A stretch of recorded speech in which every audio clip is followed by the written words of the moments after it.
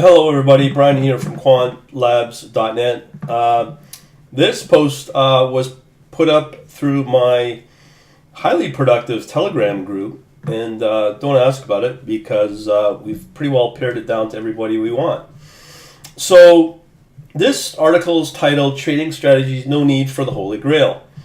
Now, what prompted this article was basically a conversation of: is it better to have literally, let's say, hundreds or thousands or millions of strategies, or would two or three work, and which would give you a better portfolio return over the long run? From my experience, it depends on your goals. From what I've seen on the Bloomberg analysis that I do pretty well daily through the news app, I'm finding there are always trends to watch for, especially if it's around correlation between certain econometric events or news events that shock something on the upside.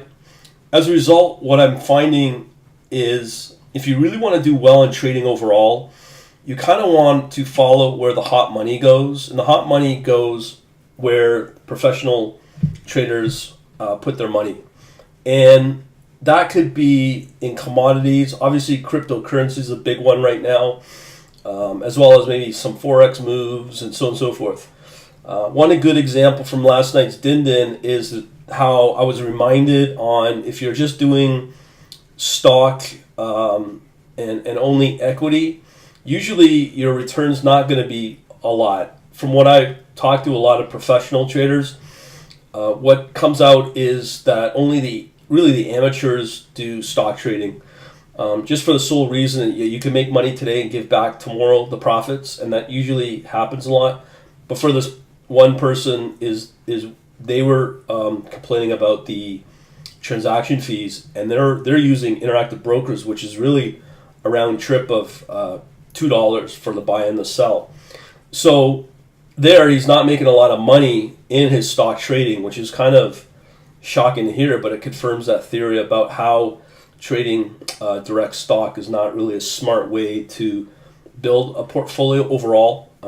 That's just what I'm seeing from the number of years I've been trying to learn this stuff. So that may be a problem for him because he may be setting his take profit stop losses too low. So because of that, if he's only getting a 2% move, let's say, and he's going to pay 1% on the commission fee, which I'm not sure what his quantity is on each stock, it sounds like he's either not doing it right or his goals of the take profit stop loss are not high enough, or not. Basically what he's doing, he's not tracking the right type of trading opportunities. So basically, if you ever heard the saying, many of the amateurs will hunt for minnows, but in actual reality, you should be always hunting for whales. And it's the whale moves that will give you that profit. And I'm finding it, as I said, potentially, I'm not saying for sure, but potentially in Forex, definitely in commodity and options, as well as crypto for now. Not sure how long that game will last. But overall, I wanted to talk about the overall goals of strategies and the number of strategies you have. I'll also add, when I started out doing quantlabs.net, I found somebody, I won't say the name, but he was one of the early venture capitalists for what became James Simmons and the folks over at Renaissance Technologies. And from what I understood from the conversations that came out of that was to always have strategies on the side. So basically you have an arsenal of a few hundred strategies, and what you're doing is you have developed a variety of strategies that are waiting in the wings for certain market conditions so that they can be deployed. In this case, they've also been automatically deployed based upon what they're watching in the markets. And that to me is a smart way of trading as well. But if you have the time and the resources to develop all those strategies, you could probably deploy it all, but it's pretty complicated.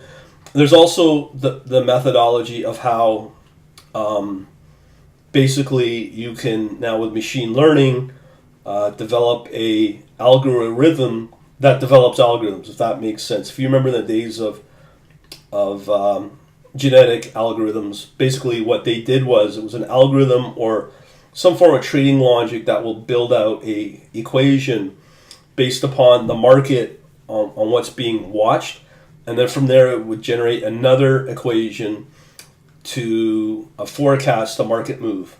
And that could usually span into probably dozens or a couple hundred different equations that you're forecasting, and then you watch the actual move, and you exit based upon one of those equations that are generated.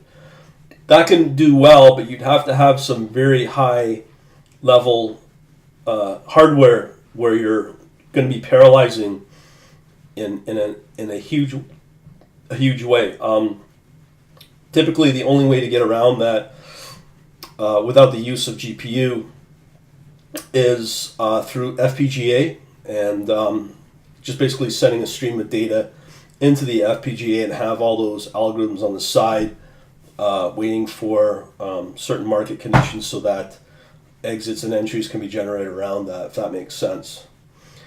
So there are numerous ways to go about this, and I'm still in the early days of it. So, but I do believe that you should have quite a number of algorithms on the ready. But in my case, for now, I'm keeping it very simple and keeping my indicators very simple, and hopefully only hunting the minnows and going for what I think will be a maximum intraday daily swing on whatever I'm watching, and that obviously is going to be Forex for the meantime. All right, so hopefully I'll help you out, and if that makes sense, if not, hit me up on my social media and let me know what you think. Over and out. Later.